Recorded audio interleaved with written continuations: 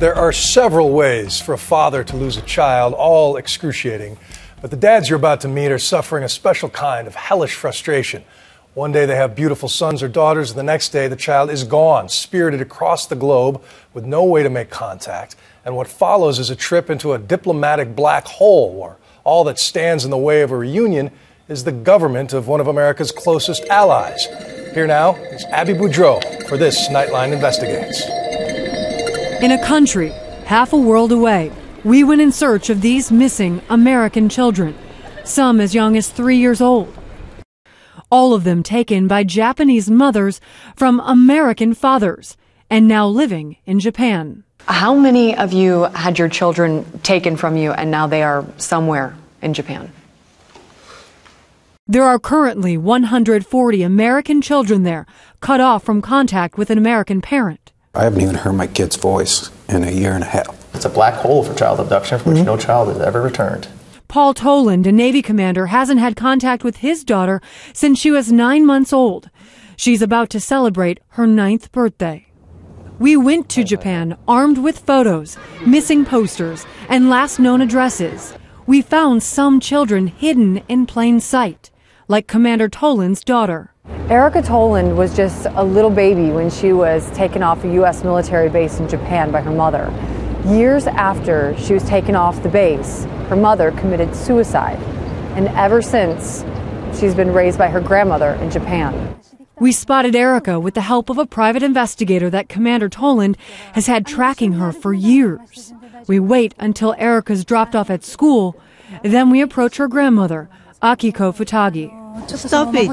Stop it. Through our Tokyo producer, we ask her why she won't let Commander Toland see his daughter. He won't come see her. He won't come see her? Yeah. He says he misses her. He says. But actually, he doesn't pay anything. He doesn't pay to bring her up. So you're raising her? Yes. And would you allow him to see her? No. No? Why? But there's no network for money between Paul and me. She accuses Toland of being a deadbeat father. He says he has tried to put money in a bank account for Erica, but her grandmother turned it down. The commander has tried to get the U.S. Department of State to intervene. But we saw firsthand how powerless American authorities are when we went in search of Japanese women on the FBI's most wanted list for parental kidnapping. Reiko Nakata-Collins is one of them. We talked to a woman we believe is her sister. Do you know Reiko? I'm sorry, no comments. No comments? Did you know she's on the FBI's most wanted list? I'm sorry, no comments. Where are they? Where are they? No comments. Where is she? Where is this young boy? His father wants to see him. Then, 2 plainclothes Japanese police officers approach us. We show them the FBI wanted poster.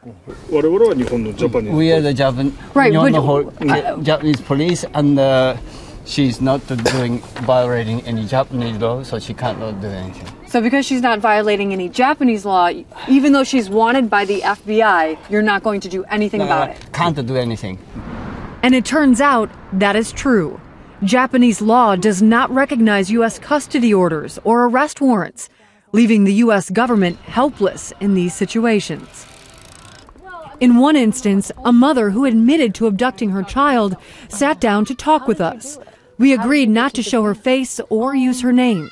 She says spiriting her son out of the States was simple. That was very easy to me. It was easy? Yeah. Scott Sawyer last saw his son Wayne 2 years ago, right before he was abducted and taken to Japan. My concern is for my son. I mean, what kind of life is he having in Japan right now? It's what has he been told about why he can't see his father?